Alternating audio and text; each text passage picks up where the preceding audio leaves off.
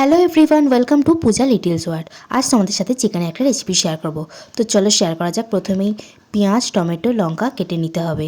দেন কড়াই গরম মশলা দিয়ে পেঁয়াজ, আদা, রসুন, টমেটোরগুলোকে হালকা করে ভেজে নিতে হবে।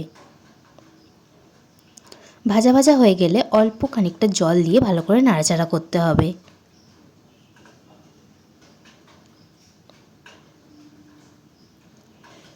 ভিজে তুলে রেখে সেটাকে মিক্সিতে দিয়ে ভালো করে পেস্ট করে নিতে হবে।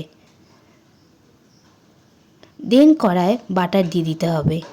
তারপর ম্যারিনেশন করা চিকেনটাকে টক দই, গরম মশলা, নুন, তেল দিয়ে ম্যারিনেশন করা চিকেনটাকে ভাজতে দিতে হবে।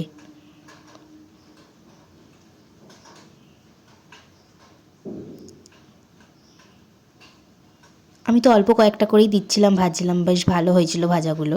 দেন ভাজা হয়ে গেলে সেগুলোকে তুলে রেখে আবার কড়ার মধ্যে বাটার দিতে হবে। তারপর একটু ধনে গুঁড়ো, জিরে গুঁড়ো আর লাল লঙ্কার গুঁড়ো দিয়ে দিতে হবে। তারপর মিক্সিতে করে রাখা পেস্টটা সেটাও দিয়ে দিতে হবে। ভালো করে নাড়াচাড়া করতে হবে যতক্ষণ না তেল ছাড়ছে। আমি একটুখানি জলও দিয়েছিলাম অল্প পরিমাণ, তোমরা নাও দিতে পারো।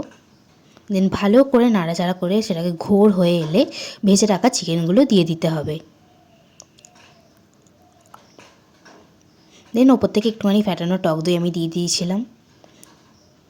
আর অল্প পরিমাণ চিনি, এখানে আমি ভিডিওটা করিনি, অল্প পরিমাণ চিনি দিয়ে ভালো করে নাড়াচাড়া করলে আমাদের সাথে রেডি হচ্ছে বাটার চিকেন।